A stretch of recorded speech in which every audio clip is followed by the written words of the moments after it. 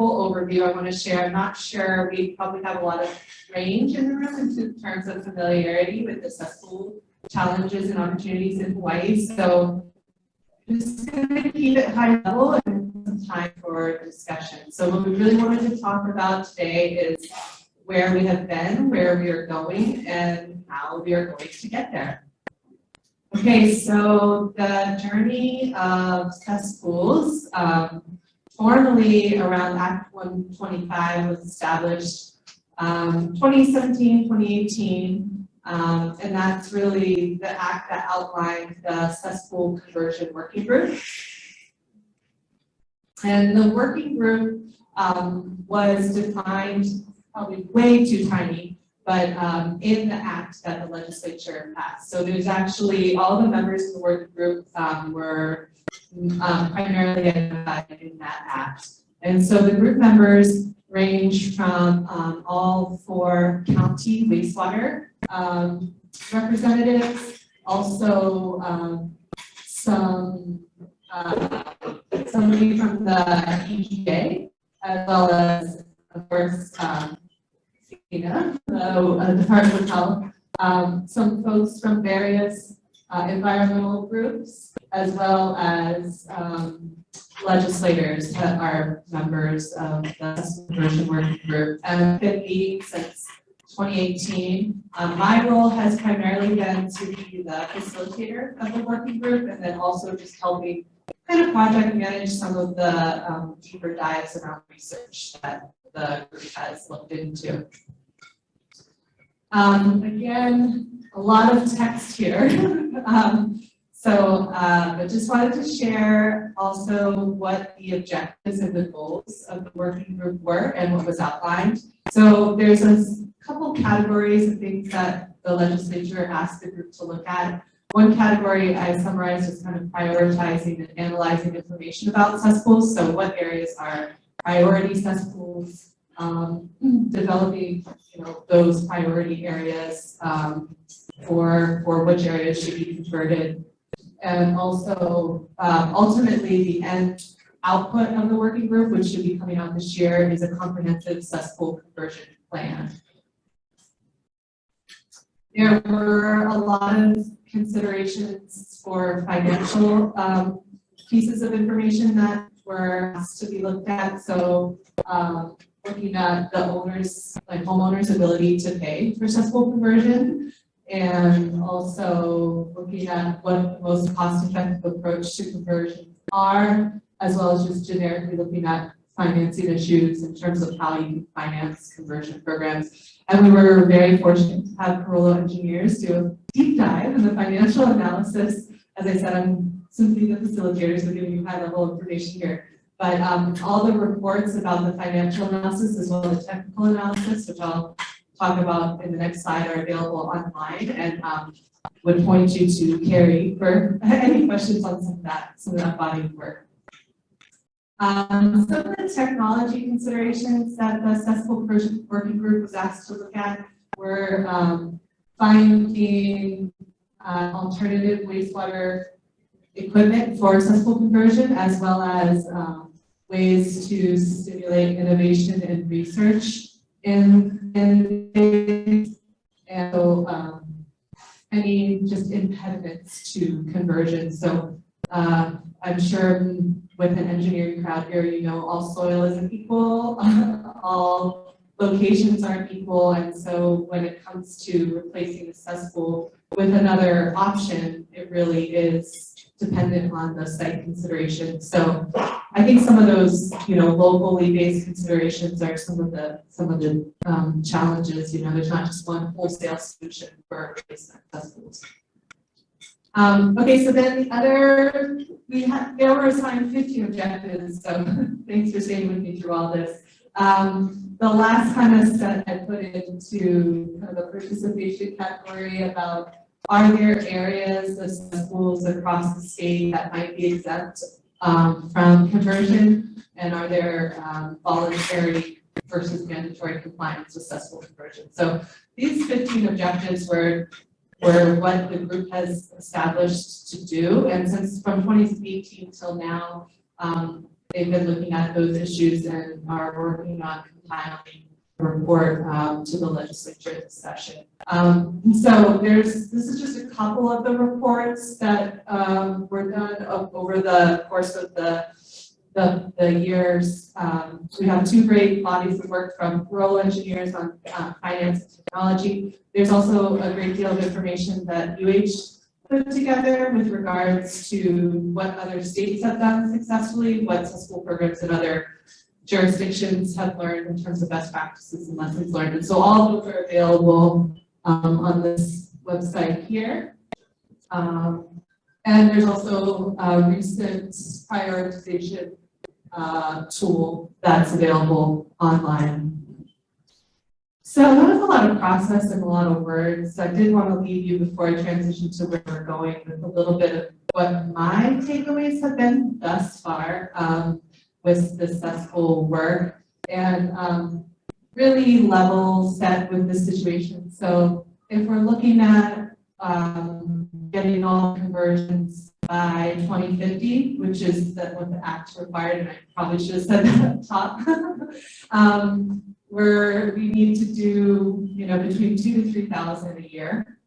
Right now, we're trending less than 100 per year. It's a little generous, but I didn't want to be too negative. But we're a little order of magnitude off in terms of our rates. There are a very wide range of what affordability means. So this is very largely caveated. Read more details on this statistic. But generally speaking, no one can afford cesspool conversion. Maybe like 5% of the population can afford to shell out the money to convert the cesspool themselves. So clearly we need incentives and triggers for conversion if we're going to increase our rate from 100 to 2,000 per year. And it's also going to happen slowly. I don't know that we're going to really get there overnight, and I think that's okay. Some of the lessons learned in the other states was that they did kind of iterate and grow and build off their successes and take those steps to build momentum. And I think that's important so you don't crash and burn out of the gate and everyone's like, forget it, let's not try to do it. Or this is another one of these ambitious things that we're never going to do. But so some of the things that other states have done are looking at a point of sale conversion, which essentially means when the homeowner transfers, you would at that point require cesspool conversion. There's a range of support and non-support for that type of proposal here in Hawaii from different stakeholders, which is kind of the theme of cesspools in general. There's a wide variety of stakeholders that have different perspectives on that, but that is one mechanism that has worked for other states. Suffolk County, New York, if you're really into cesspools and want to know what's a good model, you can dig into some of the work that they've done, and actually the report that talks about other states' research already outlines kind of their model that they've done. They're now doing about 200 cesspool conversion a year, or they're funding about 200 cesspool conversions a year, giving out $30,000 grants to homeowners. Their goal is to increase that to about $1,000 per year. So on order of magnitude is very similar to kind of the numbers we're looking at doing here. But that's not a small chunk of change.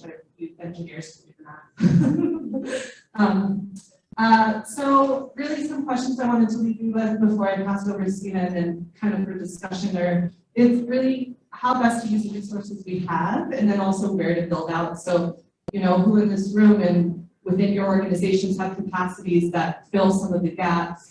Are there ways to find efficiencies, whether it be grouping communities together or looking for partnerships to work together on connecting with homeowners and getting cesspool conversion. So I didn't want to make it too negative, but we've got some work to do, and there's also huge gaps. So just wanted to share kind of level set and the origin of the work. So thanks for sticking with me through my wordy slides. I'll pass it over to Stina to take us to where we are going.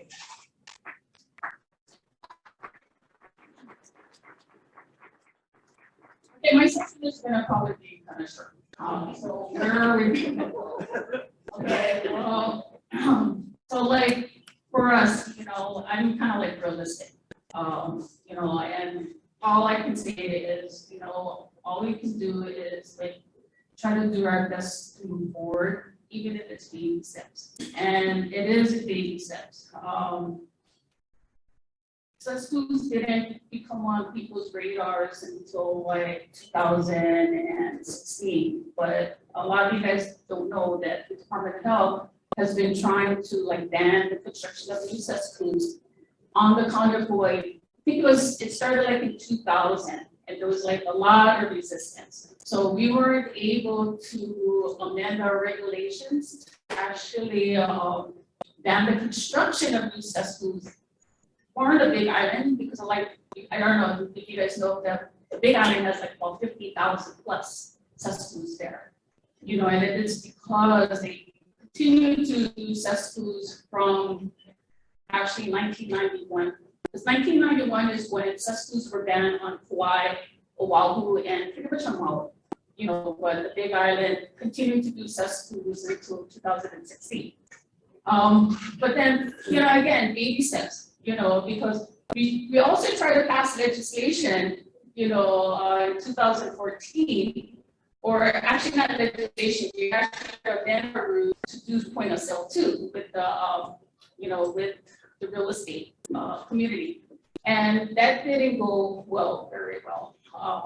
You know, we got like a lot of pushback from the that community because a lot of realtors don't want anything connected to point of sale that would actually cause their real estate transaction to fall, you know, or to hold a escrow. So since 2014 and to today, you know, we've actually been trying, because other states actually have successfully done point of sale, you know, as a conversion, you know, of cesspools, but for our state, for some reason, there's still pushback. But there is a plus side, because after 2016, when we, and again, say baby steps, 2016, we banned cesspools. The next step was trying to like do like outreach to the legislators, because there are actually some legislators, you know, that are out there that actually care about the environment. You gotta look for which ones, you know, but a lot of them, you'll find out is that they do care, but then they kind of like hide behind the curtains, or because, you know, because their constituents have cesspools, you know, but anyway, but, you know, a lot of, there were, so like the 2050 mandate, you know, it was with the help of some of the legislators, you know, that saw that cesspools, you know, could pollute both groundwater and our surface waters. You know, and then, you know, they did, everyone thinks 2050 is so far away, you know, but again, baby step. Better to have one mandate than no mandate, because what it does is it has like that awareness, you know, awareness that cesspools are an issue and we need to get rid of it, you know, but you still need probably 30 years, you know, to try to figure out how you're going to try to like upgrade them or connect them to sewer systems.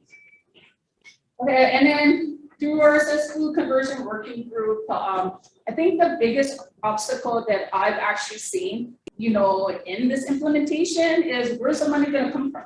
Okay, because, you know, we can be asked with doing a fantastic plan. You know, I mean, they say, oh yeah, do a long range plan. You know, how you know, to do cesspool upgrades. Well, yeah, fine.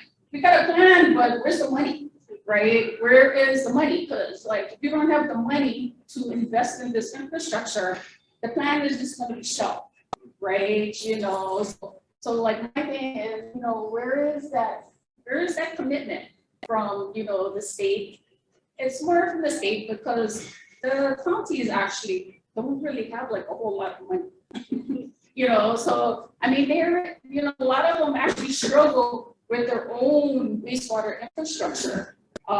So like for the city of Honolulu, majority of the this, you know, this island, Oahu, is pretty much sewered with the city of Honolulu. But you know, they've got like a big CIP. They've, you know, so you know, they've got like a lot of sewer lines. But when you go to the other islands, majority of the population is actually served by on-site systems. You know, either like cesspools, septic tanks, or like private treatment facilities. They don't actually have a big, you know, the counties don't actually have a big like sewer, what is that, population, but they struggle though. We see that, because, we do run that clean water SRF. They struggle just to maintain what they build. But, the problem is, and you said I mentioned Cesspool. So there is a lot of these other states in the East Coast. So, you have New York, Suffolk County, you have, you have Florida, and you have all these other states. The big difference of why their programs are successful is because there's actually investment from the state, in that infrastructure to make it successful. I mean, they're not giving, so you were giving $1 million, to do this working plan. I mean, I think we need more than $1 million, with this $3 billion, and it might be even more than that, this $3 billion problem, and it's not just, it's not just cesspools, actually, so, everyone says cesspools, it's not only cesspools, it's actually wastewater infrastructure in the state. I mean, and one of the things that the legislators don't want to hear is going to get that big money. You think real, right?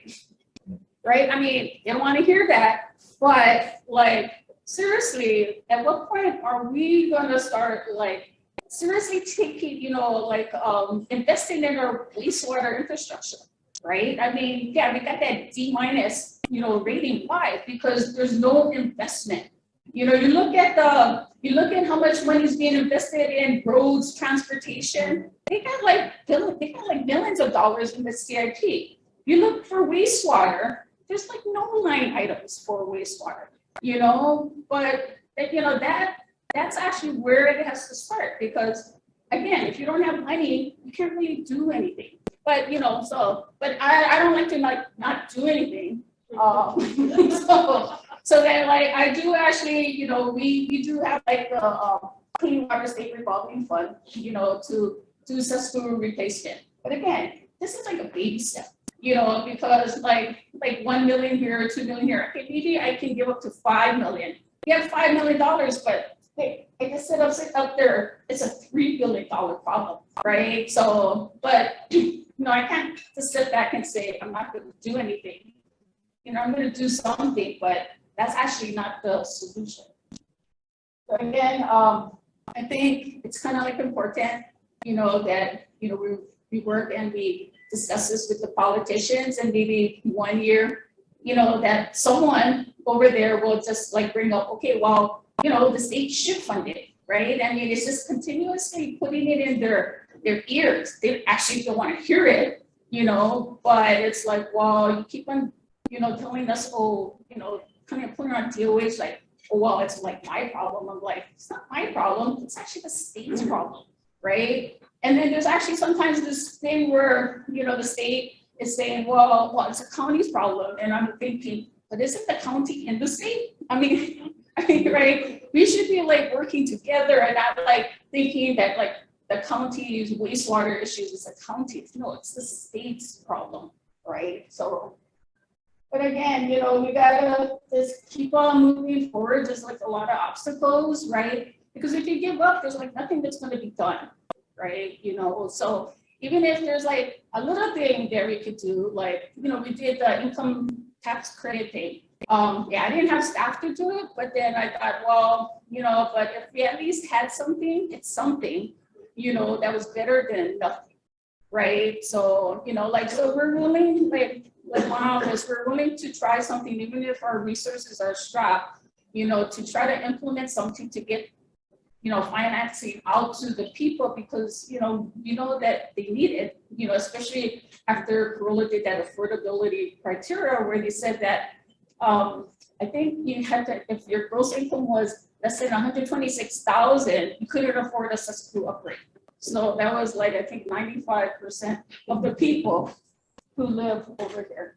And an important factor too is, we need to have really good collaboration with other stakeholders, because DOH can't do it by themselves. Okay, so like if financing wasn't an obstacle,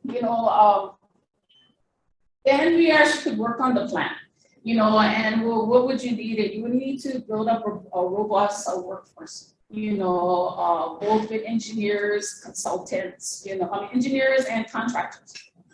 Because like even right now, there's probably not too many contractors, that are doing it, but I mean, if you had the financing to support it, you would need the workforce to support the upgrades.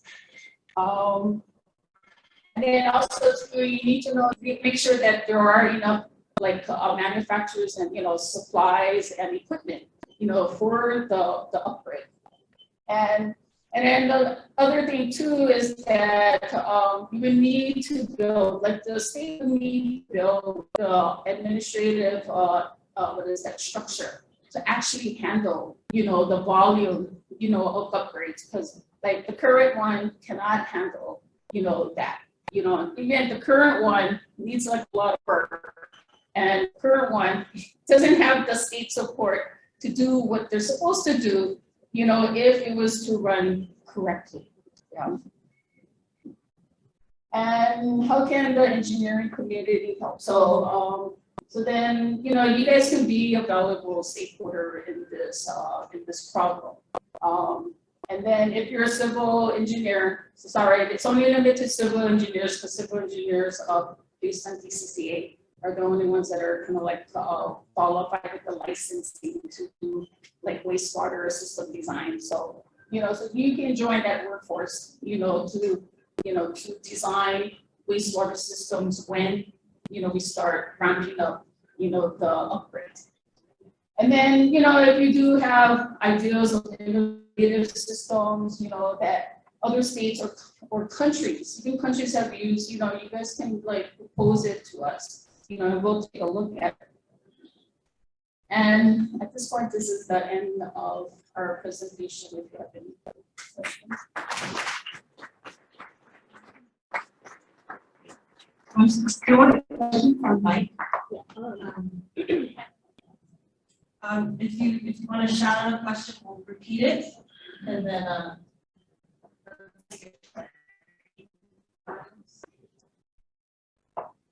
So the program you guys mentioned.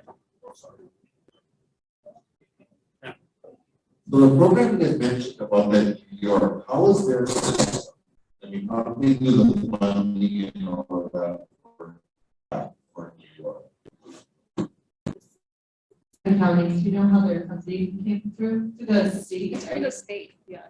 Yeah, so the state actually, they actually provided like, I think at least $100 billion, this startup.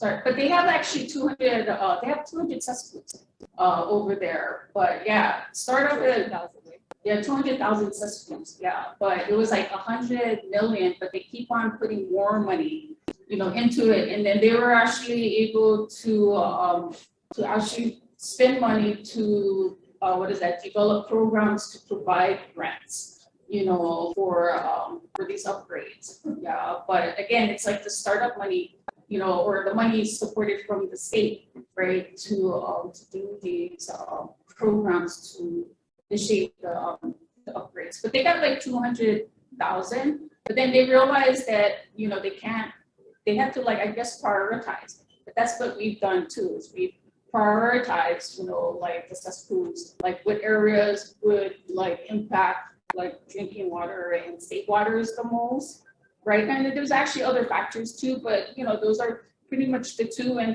I think everyone probably would agree that probably number one, after even the Red Hill situation, is protection of our drinking water, right? So, but through a prioritization system too, that's something that the cesspool conversion working group can look at, to either require like upgrades, the mandate to be lowered to something sooner, that way that would probably maybe accelerate the upgrades. But when you do that too, you got to try to figure out like financial incentives too to help with the upgrade. So, it's not like you can just do the mandate. It's like, well, you do the mandate, but in parallel, you got to find that financial support, because if you don't, there will be a lot of people that won't upgrade because they just can't afford it.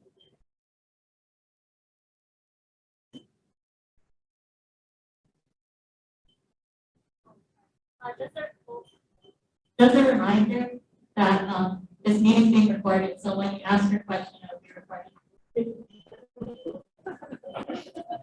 You still want to ask?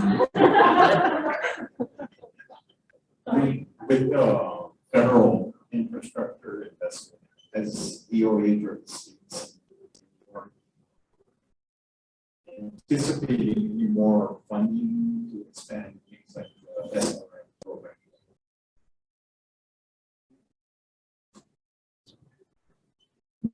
So like with that, so there's a bipartisan infrastructure law bill. So everyone thinks, so like in January, there were like these flyers from Senator Corona's office and Clyde Cadelli's office. And they actually had all these like, what is that? I guess like funds that would be available to like nonprofits and to other agencies. And they were like looking at, I think it was like 300 million direct like appropriations, you know, that never actually happened. So then everyone thinks that with the like with the clean water SRF, so with the clean water, you know, so we manage that. So I'll separate. So we have like a base appropriation, you know, that we receive every year. So that was before this BIL.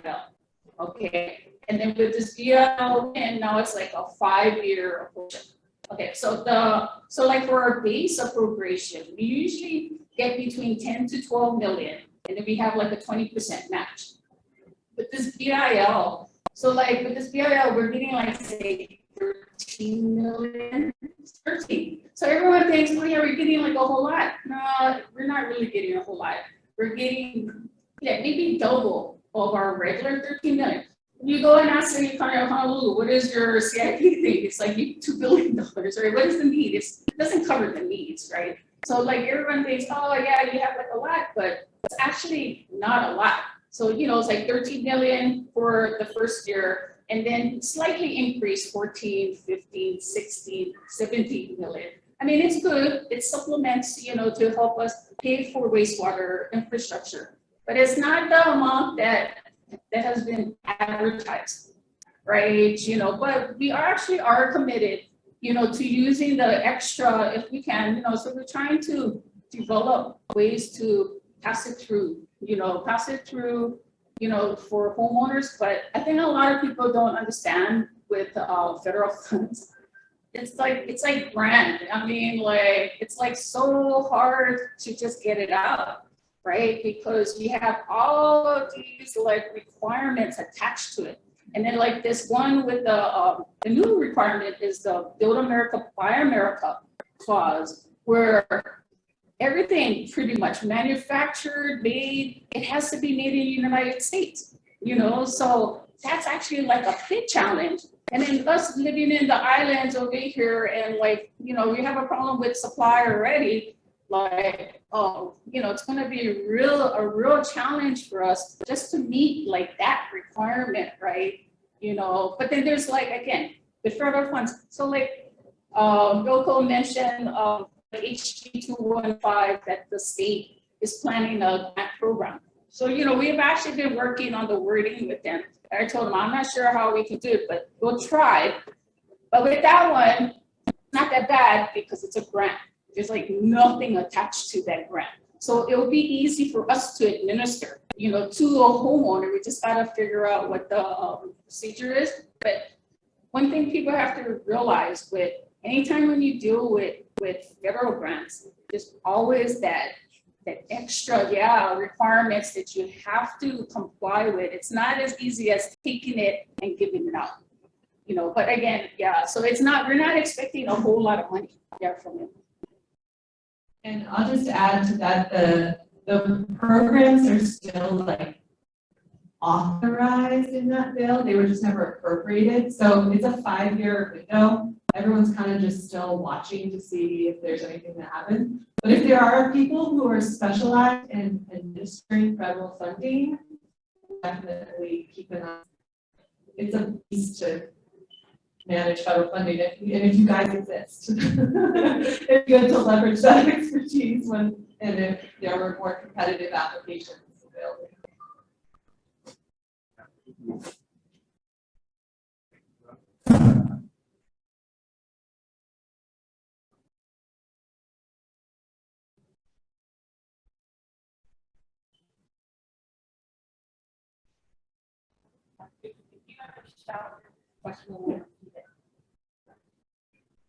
Thank you for the presentation.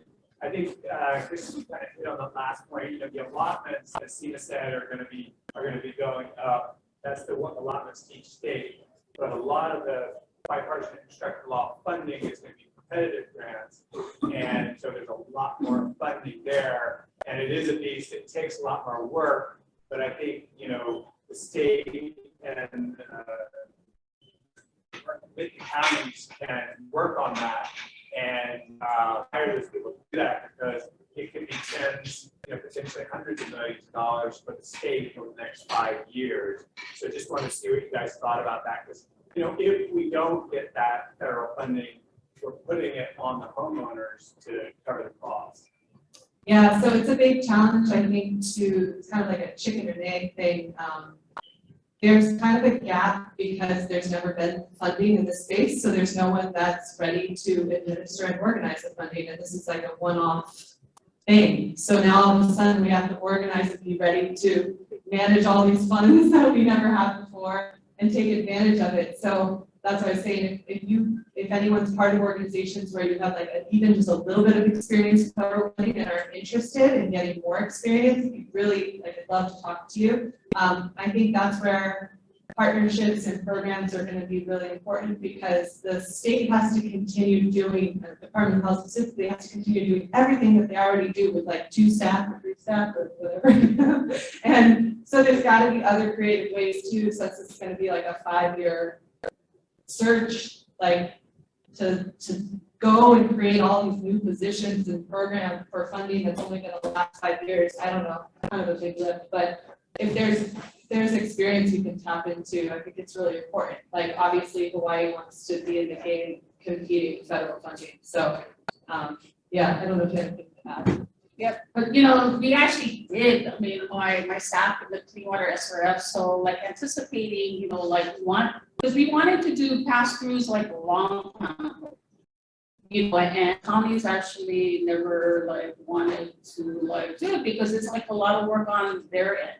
It's additional work. But we looked at all the different models, because when County of Kauai came in, they said, oh yeah, we want to do it. So my staff, so we actually know other programs in the state, the 50 states, and we actually went and we investigated which is the best and most efficient model that would work for us, because yeah, based on staff time and everything, and ones that wouldn't be too complicated. Right, so we selected that. Unfortunately, some people don't like that.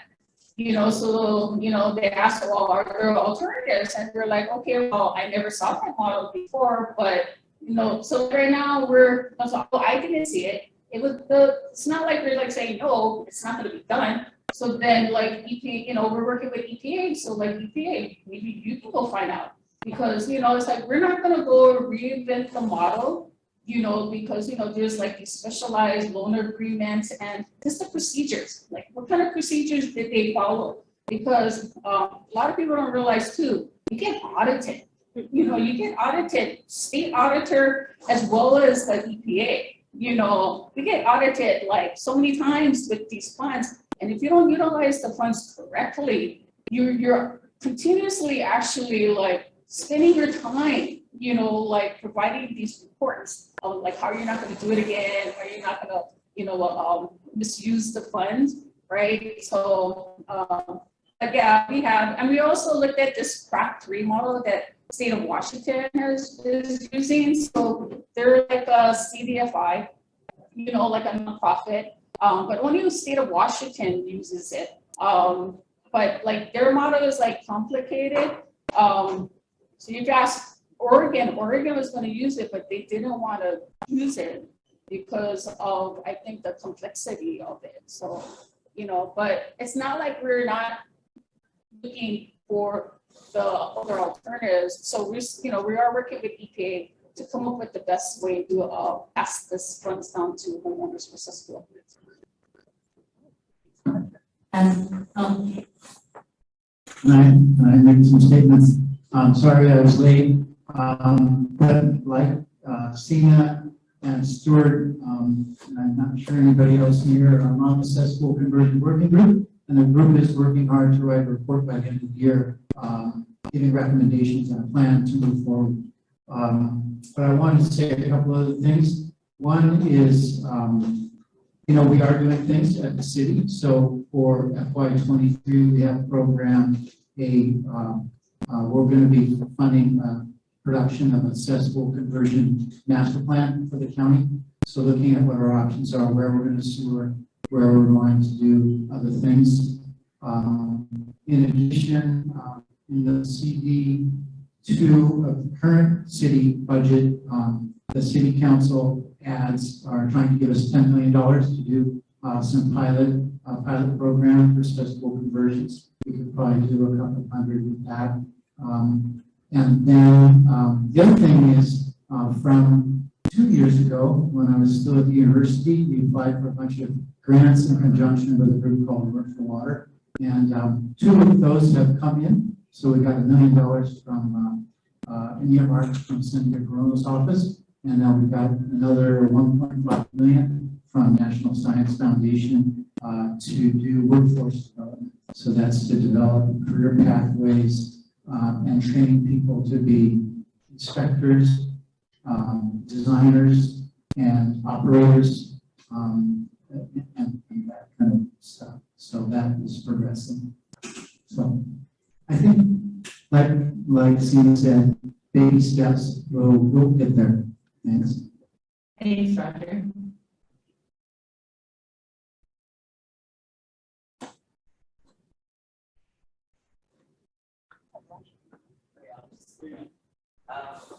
So, for example, in Hawaii County, we have a private company, right? Hawaii Water running a sewer plant, like a county treatment plant, except it's a private plant. They take the sewer fees and they provide sewer. Do you think that's a viable option going forward for other communities with lots of cesspools for private companies to come in, connect them all, and recoup their investment through their own sewer fees? Oh, sure. The question was, does the kind of, I would say, decentralized new sewer facility and connection system, is that a viable option for upgrading cesspools instead of replacing one-to-one, having more of a new decentralized plant?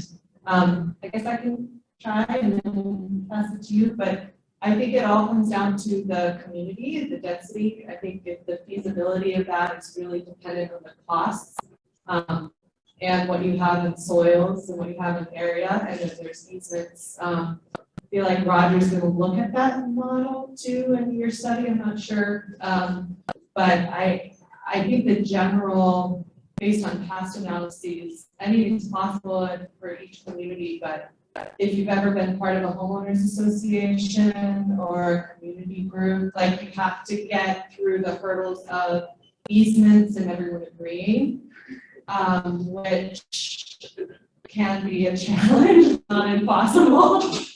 So that model requires a lot of leadership in the people space. So you would want to make sure that you're getting that return on the investment, like that it absolutely is cheaper. And it's hard to say if it is. Like, I'm not sure. Maybe, I don't know if others have thoughts on that. Like, the engineers in the room might have Yeah, so the thing is that I think the right of way, and it's actually not cheap to put in like sewer lines. And then, and I think the big thing is the buy-in. I mean, I'll give you like an example. Huoko, that's on the Big Island. They're like a coastal like community right next to the ocean. And kind of expensive real estate. I think we probably have like maybe about like 100. And I think the past like 10 years, it's still, so they wanted to put in a a small, reuse plant that's gonna cost $15 million. The problem is that you can't get buy-in from all the homeowners if it's a private system, so, that's an issue.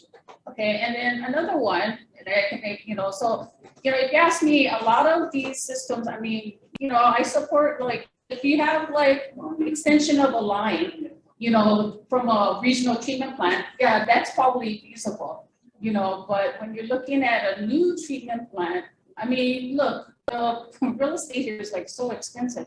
You're not gonna be able to find a space unless it's a park, or a green space, county park where you can put in that plant, but then remember too, when you're designing for a treatment plant on site, have a primary and backup disposal.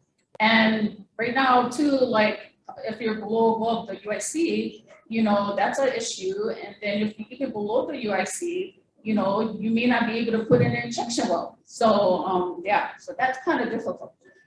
So like when you really look at it, I mean, I hate to say it, majority of the upgrades are gonna be an upgrade of one-to-one, like a cesspool to some kind of septic tank or aerobic treatment unit. That's realistic.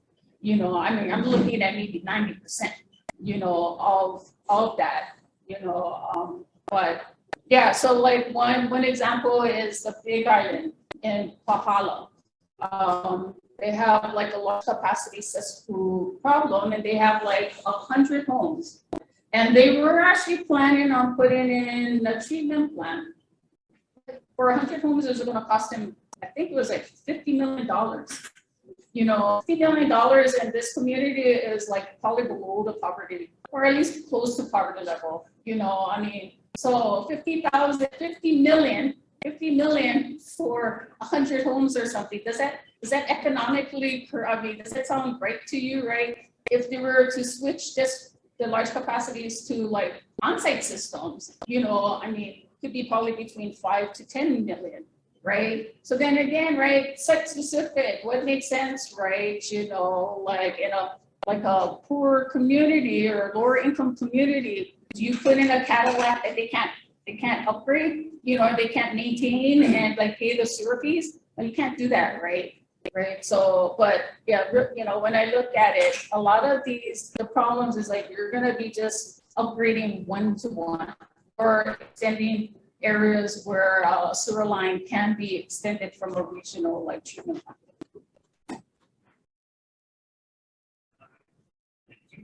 I know one problem at a time, right? But you guys oversee and so you get funding and everything. Hey. So like I said, one problem at a time, of course, but funding. Try. So you guys get your funding. Do you see any pushback from like communities, like these low income communities that then essentially have a zero maintenance cesspool, and now you're putting a privatized thing that they have to take care of? I mean, that, like I said, one problem at a time. I just didn't know if you guys saw that and had like, preemptive side plan of attack for that. All right, thanks for your question. I'll repeat it.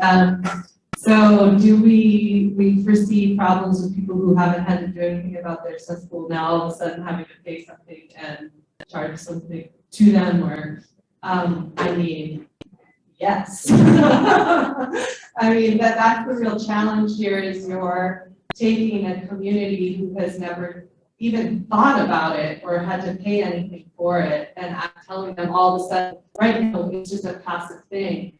And it's also, the way that Act 132 came out, like, it's also a thing that other people didn't have to do anything about. So all of a sudden, they're just creating a new space of something that needs to be done that no one is really ready to do. So, yeah, I think it's a huge challenge. I don't know, Sina, if you've had any specific thoughts or pushback from your community meetings, but. Yeah, but I think that's why like outreach, that was actually why outreach is actually really, really important. I mean, I know like we have to do a little bit more, but education, public education and outreach, like, because a lot of these people, it's like a hole in the ground, they don't even know, but then they don't know, like they're polluting something, and then we have to kind of go there, kind of give them the guilt trip too, because like I'm sure a lot of us are actually paying sewer fees. We're paying sewer fees, but they're like paying nothing, right? So like, I mean, it's about the education and it's like the fairness, right? Like, okay, you know, they got it, why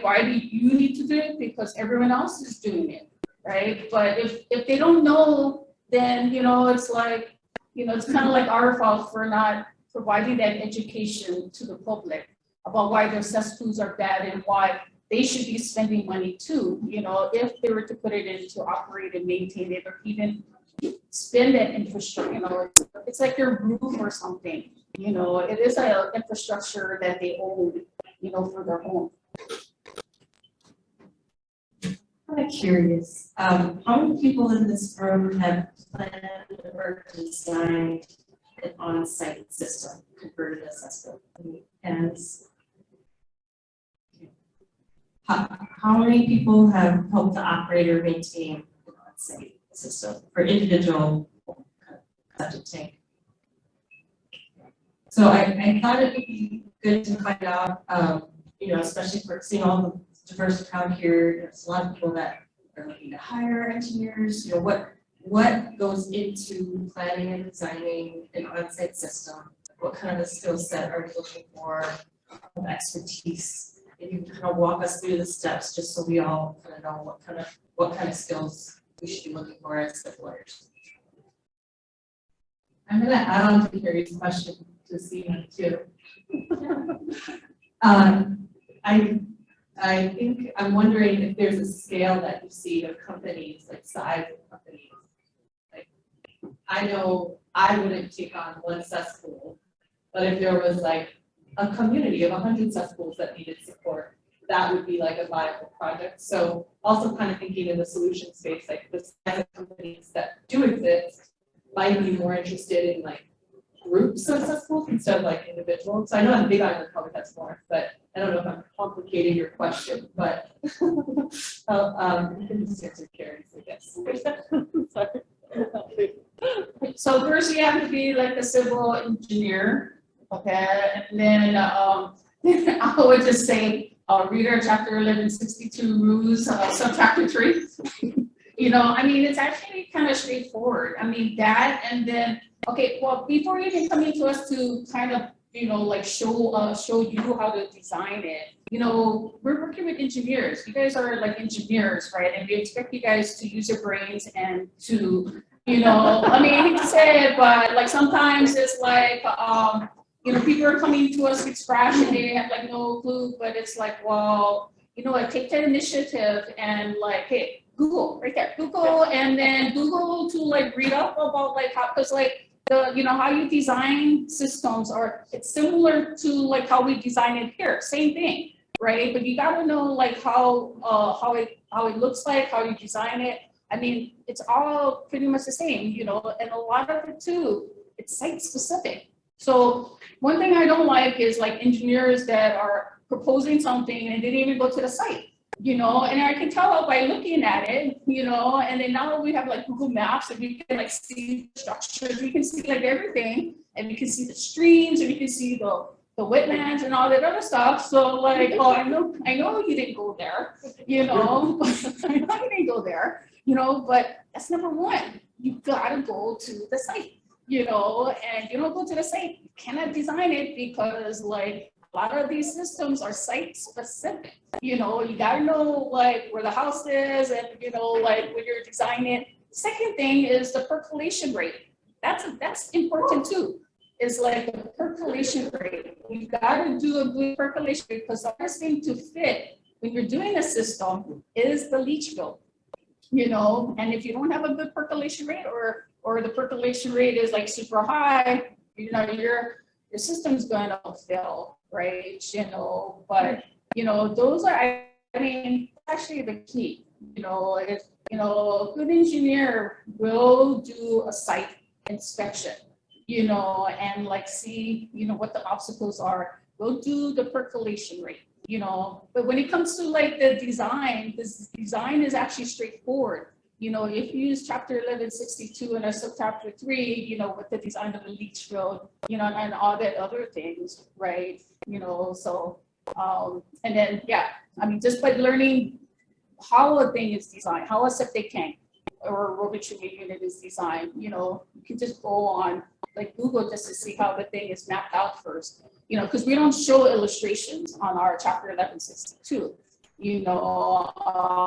but when one submits the plans, they review it, and a lot of times people actually learn when they actually submit like wrong plans. So then that's when we do like our dialogue, back and forth between, the engineers to tell them how they need to correct it. So we're hoping by maybe the second or third submittal, it will be correct. Sometimes there's one that keeps on submitting the same old thing, that kind of like never learns. But, that's rare though. Most engineers actually, after 2 or 3 submittals, they kind of like got it, and then they start learning, to submit like plans, that comply with our chapter 1162 requirements. Yeah, to the south. Okay, so you mentioned that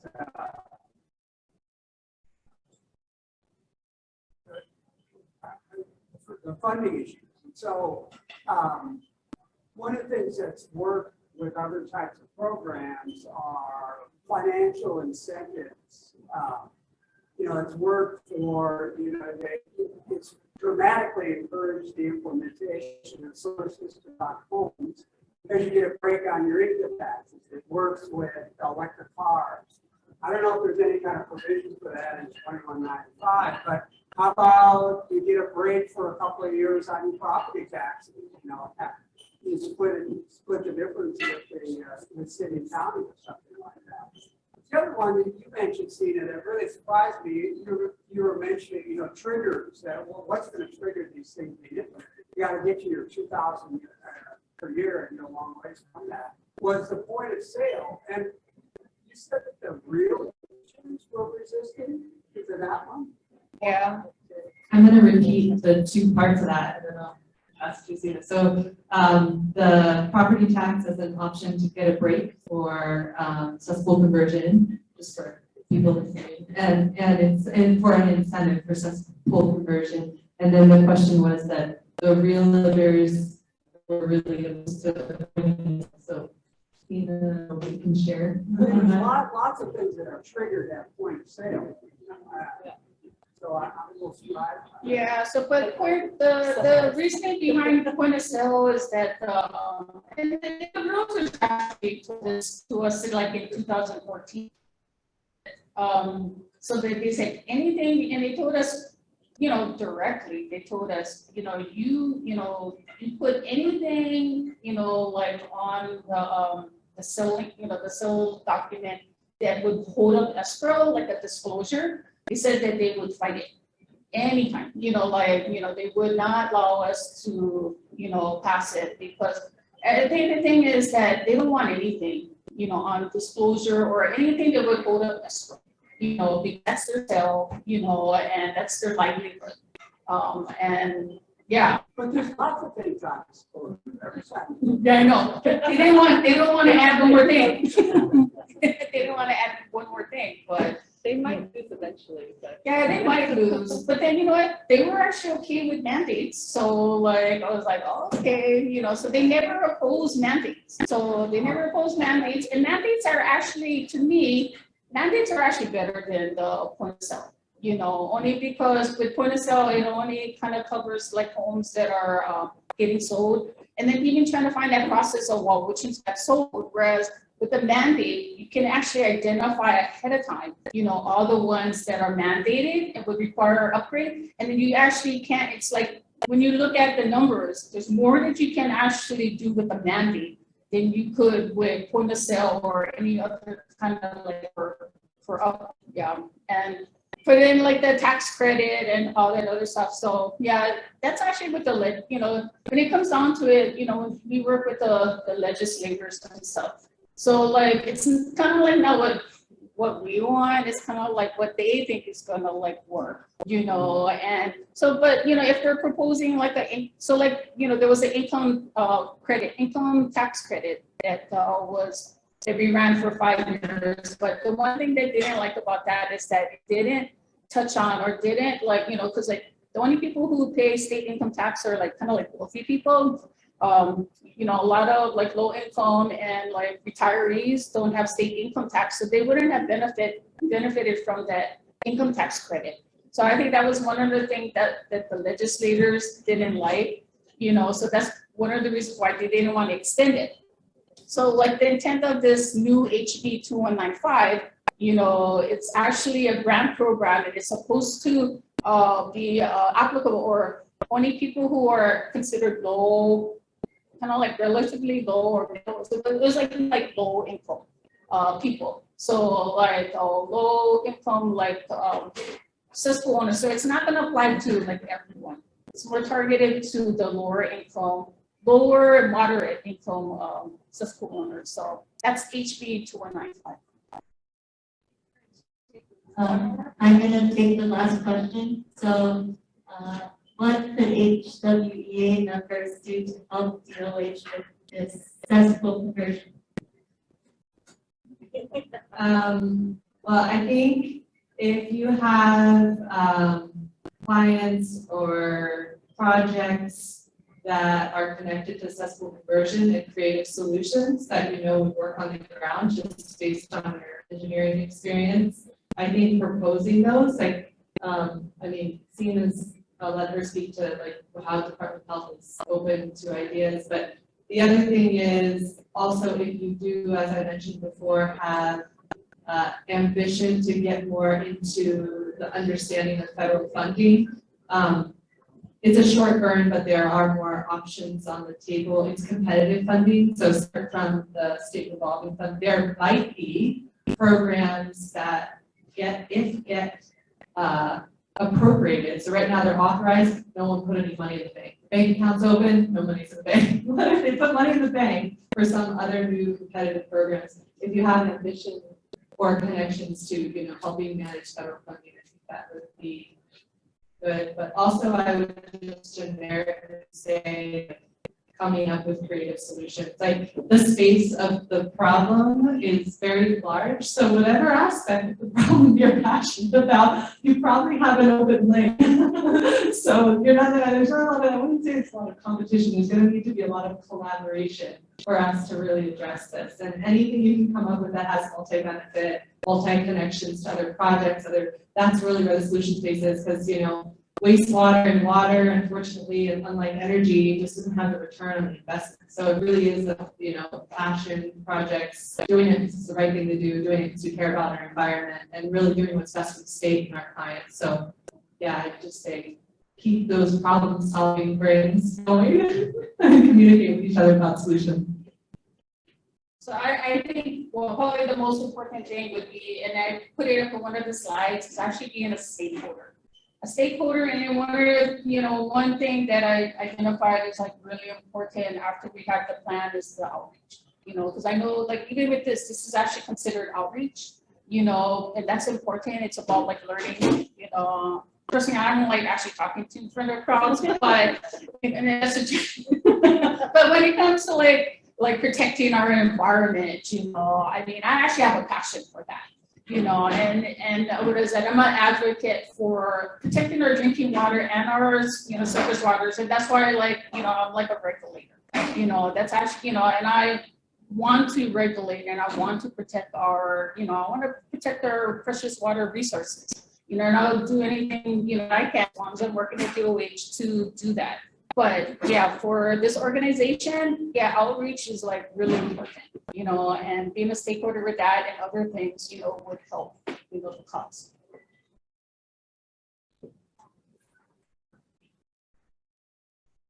Can we give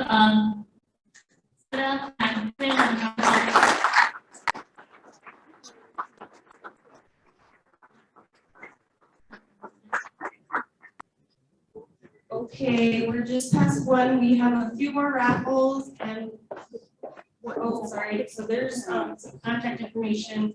We'll also post this webinar later. So I just want to leave a minute.